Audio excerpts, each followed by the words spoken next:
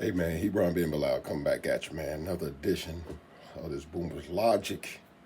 Hey man, gonna talk to y'all this morning about conflict resolution. Conflict resolutions, my nephews and what they've learned thus far in regard to conflict resolution. And show you black women how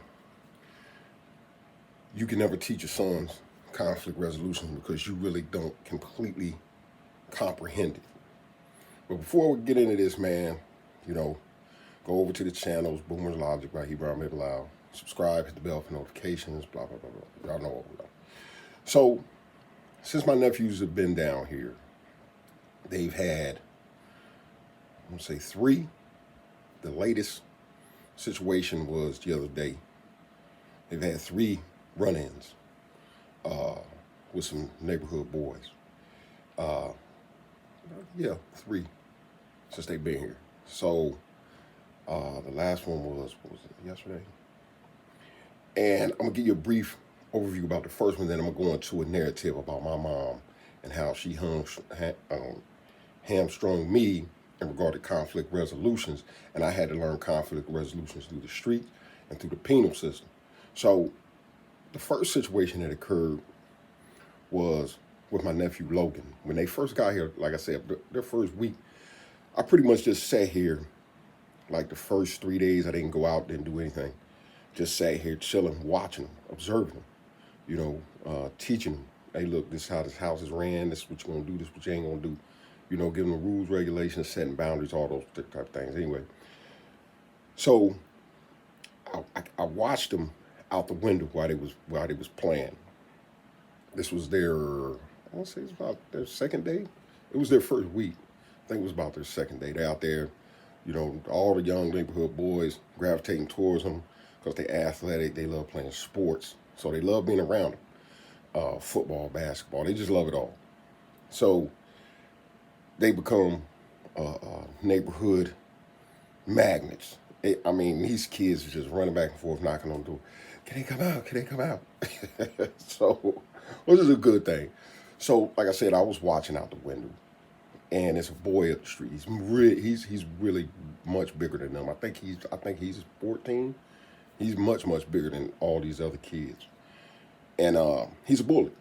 And I've known this even before they've come here. I've known this just watching his interaction with other children out here, that he's a bully. So he came down. He was playing with him. He hasn't been down since, I don't believe. I think he came down one other time. It's the same boy that got kicked out the party. It's the same one I'm speaking of. So he's outside, and I'm watching out the window. So like I say, I just sit and observe him, so I'm watching out the window. And the boy comes up to my nephew Logan and tries to snatch either a football or a basketball out of his hands. And the way that he did it, you could tell he's not trying to grab it, in a playful way. He's literally trying to snatch this out this boy's hand. Like, give me this. Rough him off, if you will. And Logan wasn't going for it. So they kind of tussled a little bit. Like I say, the boy is much bigger than they are. They kind of tussled a little bit. Logan overpowered him, snatched the ball back, and the little boy came at him aggressively. And Logan stood up as tall as he could, put the ball to his side, stood chest to chest with the boy. Chin to chin as much as he could, because the boy is much bigger than him. So I just watched as they had a little initial standoff, which lasted probably about 30 seconds. And then the boy realized, because as most bullies do, when a person stands up to him, that he wasn't going to have his way with this little dude. So he backed down and eventually he left. So I told my wife about what occurred before the boys got in and how proud I was of him that he stood his ground. And I told him that later when he came in. But the first thing my wife jumped into was mother mode. Oh, we need to go down there and talk to, and somebody needs to talk. I said, no. I said, I might go down and talk to the mother a little later on and explain to her, look, this is probably going to end with these little boys having a dust up. You know what I'm saying? But if it does, don't worry about it. I got them. Because I know their mother. So the first thing she did was jumped into defense mode, like most of you black women do. Now, had this occurred and I wasn't here, and it was just her over these boys. If she had seen this, she would have ran out the door, and she would have got in between them before anything could have even occurred. Now, if there was a dust up, I would have allowed it to occur. I would have just stood in the window, because the one thing I need to know is that he can defend himself.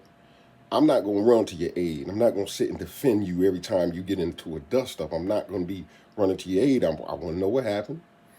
Okay, that's what happened. Did you win? Okay, cool. Did you lose? Okay, go wash your face off and go on back outside and play ball. Is he still here? If he's still there, I'd have went and grabbed both of them and said, hey, what's going on with y'all? What's the deal? What's happening? Why y'all fighting? You know what I'm saying? And we'd have got some understanding. That's would have been the end of it. It's called conflict resolution. Not running out there because somebody jumped on your child and wanting to get in the middle of everything.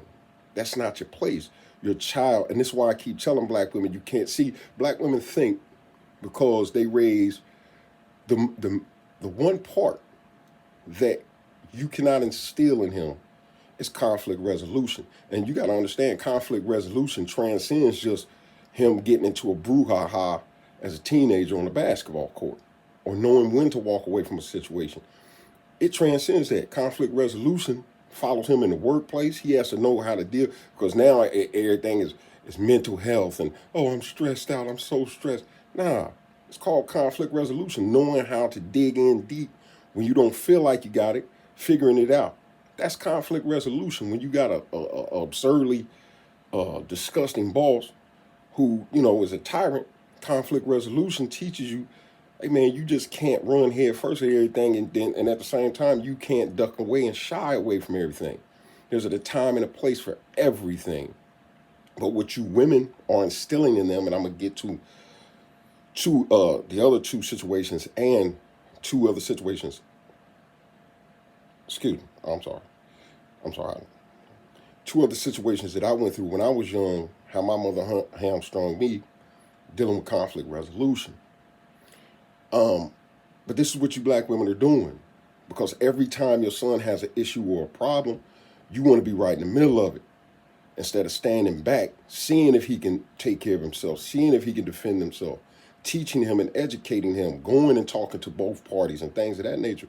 Y'all want to run out and y'all want to, and just like I told you about those two girls out there the other day, when the girl had to kick the boy out of the party, the mother had zero understanding. She jet down the street and her son wasn't the issue. It was the girl was the issue. No, your son was the issue. And instead of checking your son and saying, hey, why you get kicked out the party? Talking to him, knowing that your son, you already know how your son is. Y'all know how your children are, but you want to overlook that. You know what I'm saying? So anyway, a couple things happened to me when I was younger. One particular time, I got punched in the mouth by a much older man. I was like 15, 16. And the dude punched me in the mouth. He was like 30 and knocked my teeth through my bottom lip. And when I got home, I was staying with my grandmother on the hilltop at the time. When I got home, of course, my brother Ray, was at the crib with his partner, and they seen me come through the door. It was in the middle of the night. They see me come through the door with all this blood on me. 0 to 100. You know what I'm saying? They who hit you and did that? And when I said the name, they said, this grown dude hit you. They didn't have any understanding. It was nothing to talk about. You a grown man. You 30 years old, punching my brother like that. And it's little things behind it, but nothing that warranted him knocking my teeth through my lip. So my brother went over there with his partner. They tore the whole house completely up, broke all the windows. They just, ransacked the house in the middle of the night. But it had to be reported to my mother because, being the matriarch of the family, she had to know everything that was going down. So they reported it to my mom. Next day, she out there in the street, machine guns, handguns, everything, gangstered up in the middle of the street. You know what I'm saying? Don't want to hear nothing. I'm about to spray this house up. You know what I'm saying? And what she did was relate to me that anytime I had an issue, all I had to do was call her. And that reverberated with me. And it happened again when I was in Job Corps. I got jumped by some gangster disciples. because I used to hang out and affiliate myself with Vice Lords, even though I wasn't a part of their gang or set. I just hung out with them because one of their partners, one of their crew members, was my partner. Me and him was really tight. So I ended up getting jumped by some GDs. And I'm gonna tell you how men deal with conflict resolution.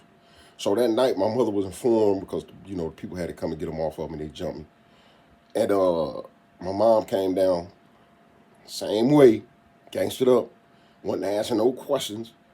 Machine gun up. Clowning in the center, clowning in the institution, cussing the people out. So I had to go back into the center that night. So the next day, my mom was coming to get me the next day.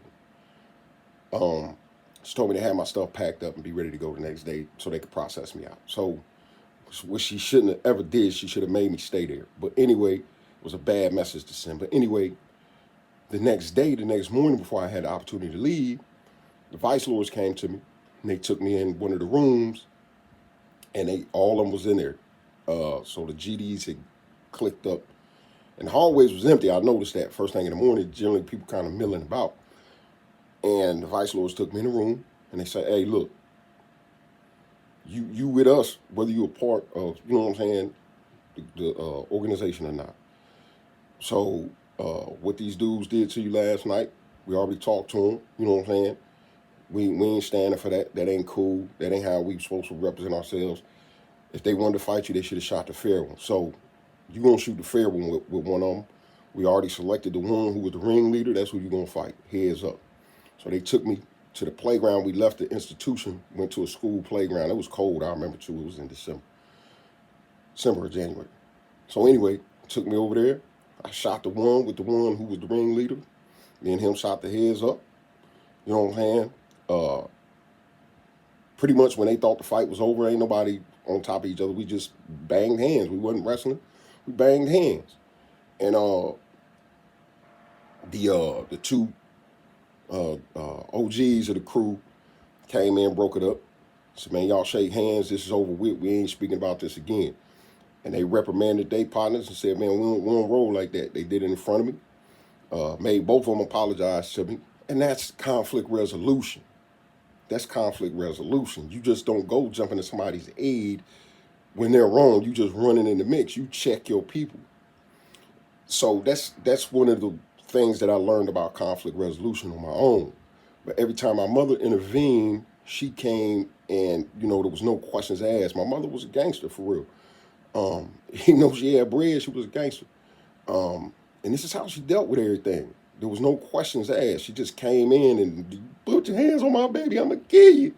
That was it. And you young ladies are doing that today. This is how you are hamstringing these young black men.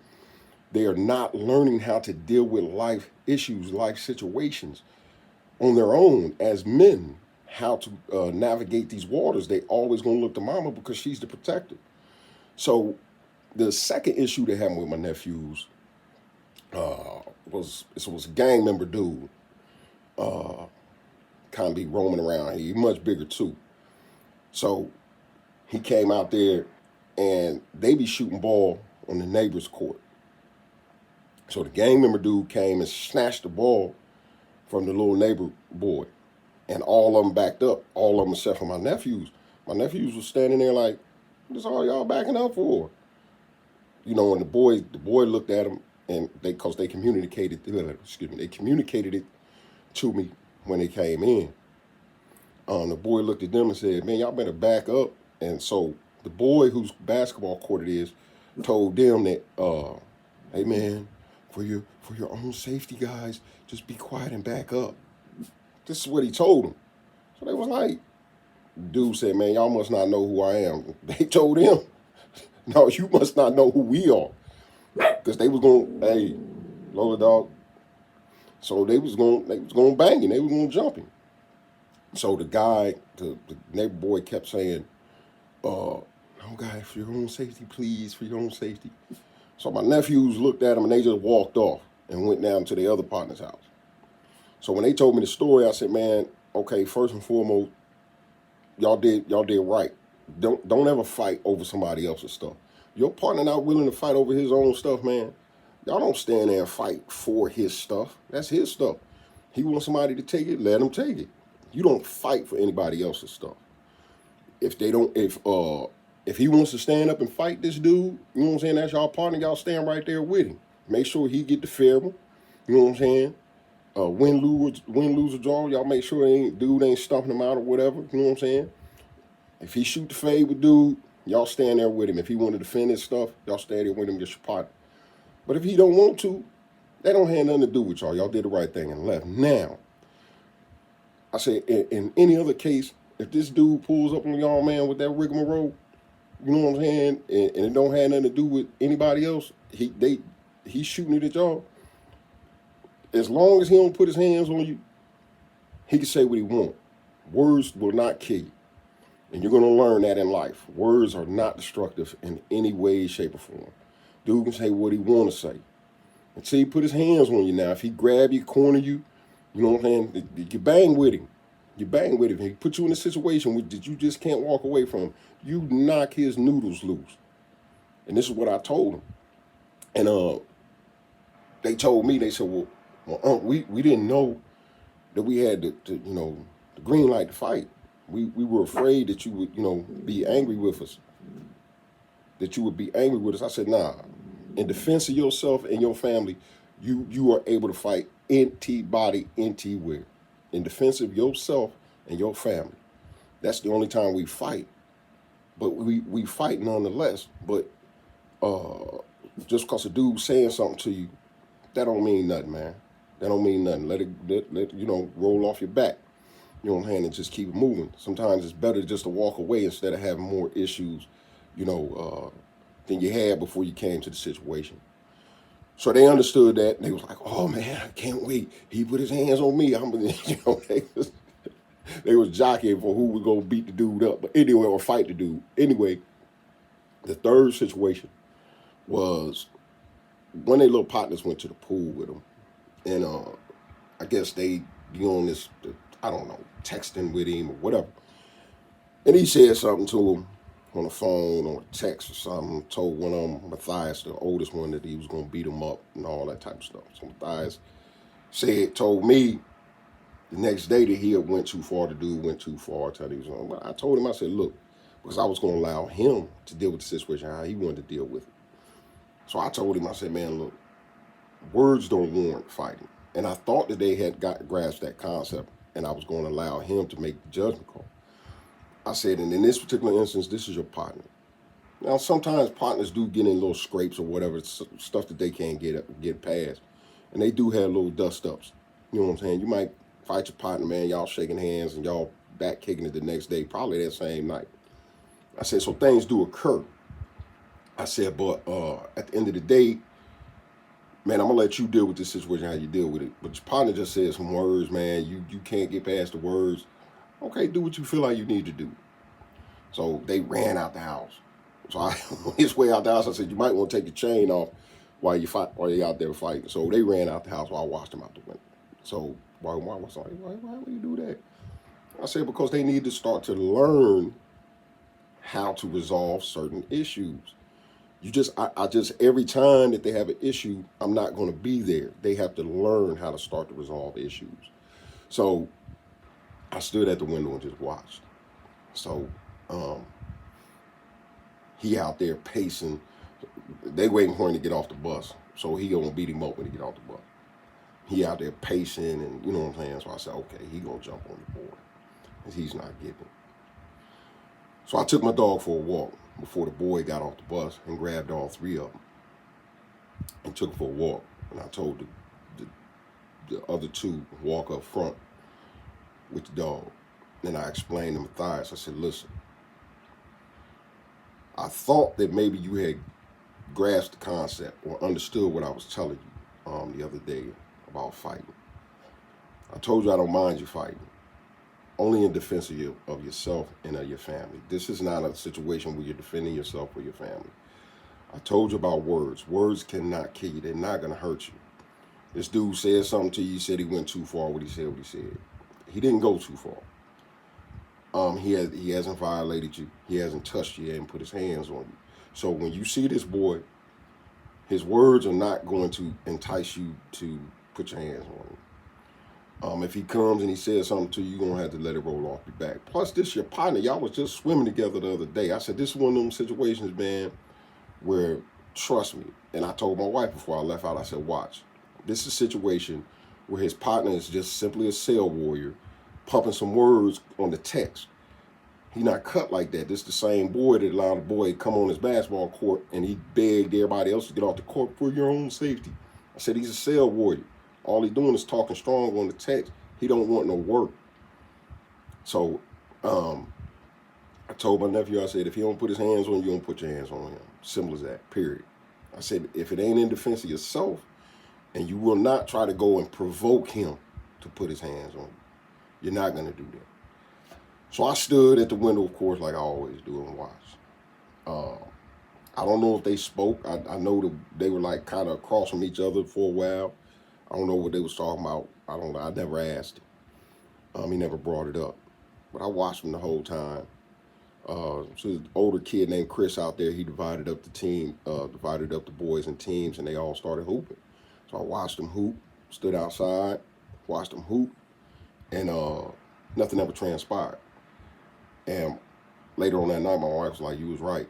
I said, yeah, the boy he's a cell warrior. We call him cell warriors. Somebody's hooping and hollering through the cell door at night because the cells are locked. This is what he pretty much is. He just barking, you know what I'm saying? And I said, I already knew that. He doesn't have a, menacing bone in his body. I observed him when we took him swimming the other day. There's nothing tough about him. You know what I'm saying? So I guess they never discussed it. I don't know. But once again, they was buddies. They're buddies again, out there hooping, doing all that stuff together again. This is kids. And a lot of time women don't understand that just because some young men are having a dust up, okay, let them finish. They'll go out and break it up. Okay, y'all done. Y'all finished. You know what I'm saying? Now, what was all this about? Because 9 times out of 10, they just had a misunderstanding because they really don't know about anything, and it takes for a man to step in and kind of communicate that to them and say, hey, man, look, that ain't about nothing. He said this about your mom, so what? You know what I'm saying? It's not anything to fight about,